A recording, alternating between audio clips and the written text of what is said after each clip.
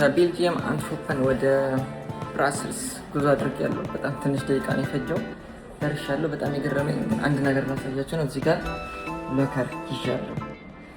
ለምን ብትሉኝ ትንሽ የሻንጣ አለችኝ።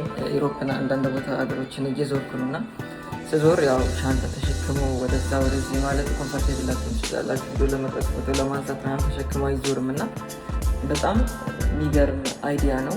ሎከር አለ፣ ሬንት ታደርጋላችሁ። ትሬን ስቴሽን ውስጥ ነው ያለው። ብራስልስ ሴንትራልም ብራስልስ ሚዲ ላይም አለ። በጣም ገርሞኛል። ምናልባት ይህንን ኢትዮጵያ ላይ ነው እንደዛው እንደ ቢዝነስ አይዲያ ብትወስዱት ብዬ አስባለሁ። ሰው እዛ ጋር አሳያችኋለሁ። ግን እቺ ናት። ሎከር ይዣለሁ። ፓስወርድ ኤቭሪቲንግ አስገብቻለሁ። ለአንድ ቀን ወደ 10 ዩሮ ነው የከፈልኩት። በጣም ኢንተረስት ብሎኛል። ለ110 ናት ቁጥሬ። ቆልፌያታለሁ ማለት ነው። ተቆልፋለች።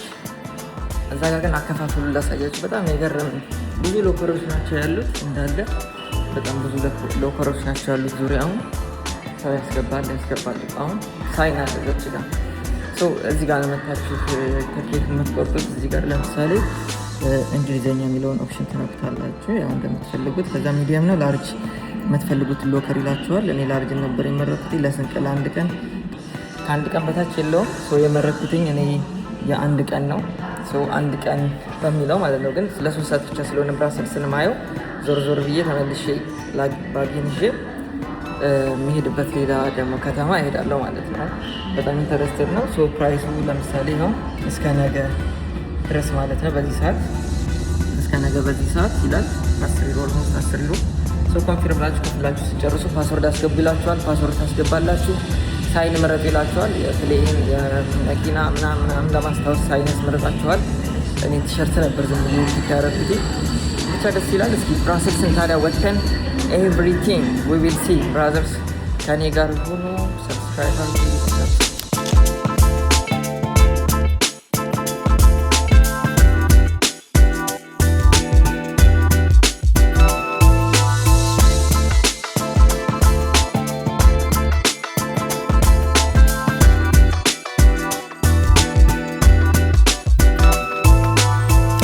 ወጥተናል። አሁን ወደ ከተማው እንሄዳለን። ከተማዋ ነገር አለ ከጀርባ ምችን ትመስላለች። በጣም ደስ ትላለች። እስኪ ኤክስፕሎር እናደርጋለን ወደ ከተማው ሄደን ማለት ነው። ብዙ የሚታዩ ነገሮች ይኖራሉ ብዬ አስባለሁ። በሚኖረኝ 3 ሰዓት ውስጥ የተወሰኑ 1፣ 4፣ 5 ቦታዎችን ቼክ ለማድረግ እሞክራለሁ።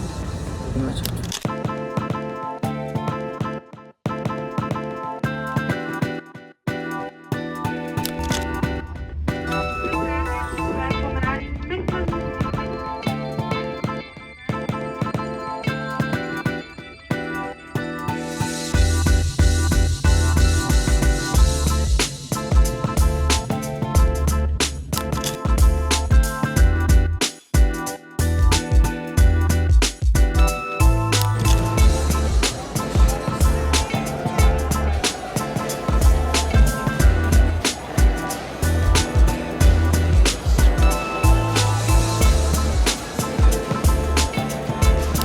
ሰላም እንዴት ናችሁ? አሁን የመጣ ነው በብራስልስ እጅግ ዝነኛ ወደ ሆነው ቦታ ነው። ግራንድ ፓላስ ተብሎ ይጠራል። ዙሪያውን አሳያችኋለሁ። በጣም ነው የሚያምረው። ይህ ቦታ የከተማዋ ልብ ተብሎ ይጠራል። ትዝ ካላችሁ ኒዘርላንድ ላይ ትላንትና ኒዘርላንድ ነበርኩኝ። ዳም ስኩዌር የሚባለውን የኒዘርላንድ ልብ አይተነዋል። ኒዘርላንድ አምስተርዳም በነበረኝ ቆይታ ማለት ነው። በጣም የገረመኝ እዛ ታሪክ ላይ አምስተርዳም የመጣው አምስቴል የሚባል ወንዝ ነበረ። እዛ ላይ ደግሞ የተገነባ ዳም ነበር። እሱን አያይዘው አምስተርዳም አሉት። ዛሬ ግን መገኘው በቤልጅየም ዋና ከተማ ብራስልስ ነው። ብራስልስ እንግዲህ የሚገርም ታሪካዊ ነገሮች አሏት። አሁን የሚገኘው ግራንድ ፓላስ ተብሎ ይጠራል። በዙሪያ ያሉት የቆዩ ህንፃዎች የብራስልስን ታሪክና የንግድ ኃይል ያሳያሉ። በጣም ያምራል። በጣም ብዙ ቱሪስት አለ። እንግዲህ ዛሬ ሰኞ ነው፣ ግን በሰኞ ምድር ብዙ ሰው አለ። ትላንትና እንደዛው እያየው ነበረ። ብቻ ነጋዴዎች እቃዎቻቸውን ይሸጣሉ። እዚህ ቦታ ላይ ያመጣሉ፣ ይሸጣሉ። እዚህ የምናየው ጥበብ በጣም የሚያምር ነው። የወርቅ ማስጌጫዎች፣ በተለይ በዚህ በኩል ካሳየኋችሁ ወርቃማ የሆኑ ብዙ ነገሮች አሉ። ጌጣጌጦች የተለያዩ ቅርጽ አላቸው። እነዚህ ህንፃዎች በአንድ ዘመን የነበረውን የቤልጅየም ሀብትና ኃይል ያሳያል። እንግዲህ ግራንድ ፓላስ ብዙ ታሪክ አላት፣ ብዙ ክስተቶችን አስተናግዳለች። በተለይ ደግሞ በ17ኛው ክፍለ ዘመን በጦርነት ጉዳት ካጋጠመው በኋላ እንደገና ተገንብቶ ዛሬ የምናየውን ይኸው የመሰለ ውብ መልክ አግኝቷል። እንግዲህ በቀን ይህ ቦታ በጣም ብዙ ቱሪስቶች እንደምታዩት እየመጡ ይጎበኙታል። በጣም ብዙ ሰዎች ብራስልስን ሲያስቡ መጀመሪያ እንግዲህ የሚያስታውሱት ይህ ቦታ ነው። እዚህ ላይ ብዙ ሰዎች ፎቶ ይነሳሉ፣ ቪዲዮ ይቀርጻሉ። እንደምታዩት በጣም ቱሪስቲክ ቦታ ነው። ከዚህ ጋር በኩል ደግሞ ያላያችሁትን ነገር ላሳያችሁ። ሉካቲት በጣም ነው የሚያምረው። ይህ ግራንድ ፓላስ ብቻ የሚያምር ቦታ አይደለም፣ የብራዚልስ ታሪክ ባህልና ሕዝብ ህይወትም ጭምር የሚገልጽ ቦታ ነው። እንግዲህ በአንድ ቦታ የቆየ ታሪካዊና ዘመናዊ ከተማን ማየት እንችላለን በዚህ መልኩ ማለት ነው። ሌላውንም ቦታዎች አብረን እናያለን። ይመቻቸው።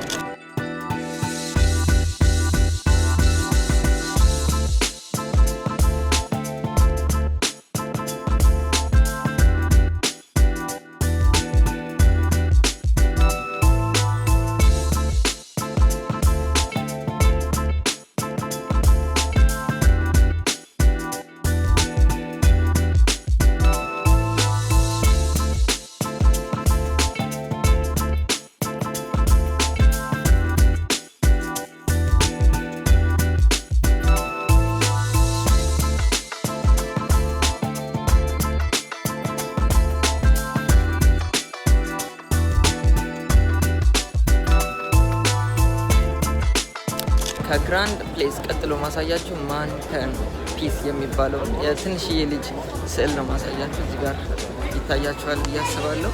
ትንሽዬ ልጅ ስዕል ነው፣ ግን እንግዲህ ቱሪስት አትራክሽን ነው። ብዙ ሰዎች ይመጣሉ ይህንን ለማየት። ይህ የትንሽ ልጅ ሐውልት እዚህ ጋር ላሳያችሁ። እንግዲህ አይታችሁታል። ባይዘዌ እየሸና አይነት ነገር ነው፣ ውሃ እየወጣ ነው፣ እየሸና ነው። እና የገረመኝ አንድ ነገር ነው። ይህ የልጅ ሐውልት በብራዚልስ እንግዲህ ምልክት ነው። ትንሽ ቢሆንም በዓለም ዙሪያ በጣም የታወቀ ቦታ ነው። ይህ ቦታ ብዙ ጊዜ ይህ ሐውልት የተለያዩ ልብሶችን ያለብሱታል። ምክንያቱም ደግሞ የተለያዩ በዓላት ሲኖር ክስተቶች ሲኖሩ ያንን በዓልና ክስተቶች ለማክበር ማለት ነው።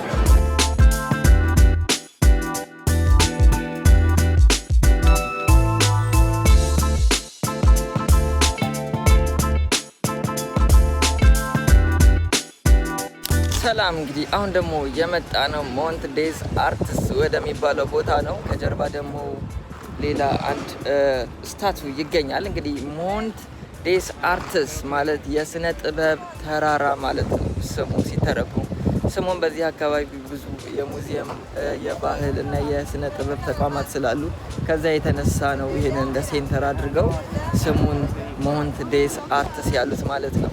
ከጀርባ የምትመለከቱት የአትክልት ቦታ እና የከተማው እይታ በብራዚልስ በጣም የሚወደድ የፎቶ ቦታ ነው። በጥሩ የአየር ሁኔታ እንግዲህ እንደምታዩ ደስ የሚል አየር አለ። አሁን ራሱ ከዚህ ቦታ የግራንድ ፓላስ አካባቢን የከተማውን ጣሪያዎች ማየት ይቻላል። ከላይ ወተን አፕስቴር ወተን አሳያቸዋለሁ። አይሚን ደረጃውን ከላይ ወተን አሳያቸዋለሁ። እዛ ጋር የምታዩትን ማለት ነው።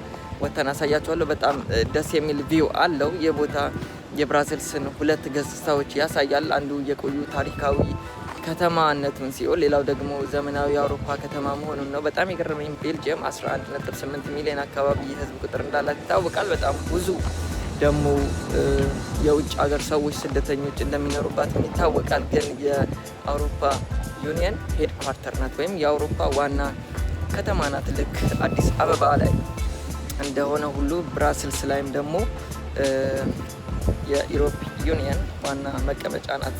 አዲስ አበባ ደግሞ የአፍሪካ ዩኒየን ዋና መቀመጫ ናት። ሌሎችንም አብረን እናያለን። ሰብስክራይብ እያረጋችሁ ተከታተሉ። ይመቻችሁ።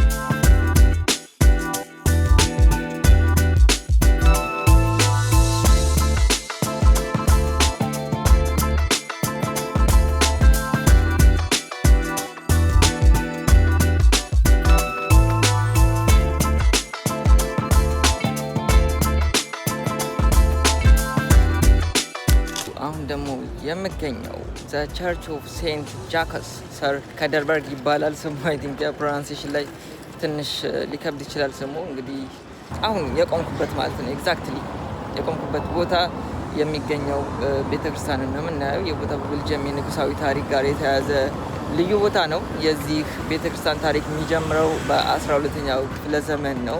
እንግዲህ በዛ ጊዜ ጀምሮ ከቤተ መንግስትና ኮደንበርግ አካባቢ ታሪክ ጋር የተገናኘ ትንሽ የአምልኮ ቦታ ነበር። በዛ ሰዓት ግንባታው በ1776 ተጀምሮ በ18ኛው ክፍለ ዘመን እንደተጠናቀቀ ይነገራል። ይህ ቤተክርስቲያን እንግዲህ ከቤልጅየም ንጉሳዊ ቤተሰብ ጋር ጠንካራ ግንኙነት እንዳለው ይታወቃል። ብዙ የንጉሳዊ ቤተሰብ አባላት እዚህ የተጠመቁት እንዲሁም የተለያዩ ታሪካዊ ስነስርዓቶች በዚህ ቦታ ተካሂደውበታል። ስለዚህ አካባቢ እንግዲህ የብራዘልስ ታሪክ፣ ሃይማኖታዊ፣ ንጉሳዊ ባህል በአንድ ቦታ ያሳያል ተብሎ ይገመታል።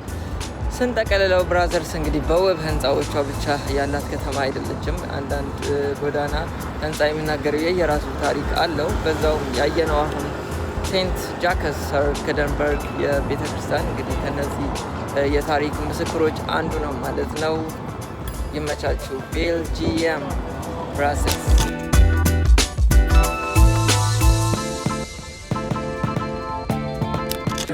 ዞር ነው ተመልሰን ወደ ሎከራችን መጥተናል። እዛ ጋር ቅድም ባሳያችሁ ማሽን ከፍተነው ኮዳችንን አስገብተን ከፍቶልናል ማለት ነው። እንደምትመለከቱት ሻንጣችንን ይዘን ደግሞ ወደ ኔክስት ቦታችን እንሄዳለን ማለት ነው። ሌትስ ጎ።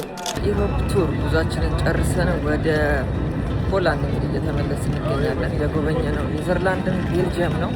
አሁን ወደ ፖላንድ እየገባ እንገኛለን።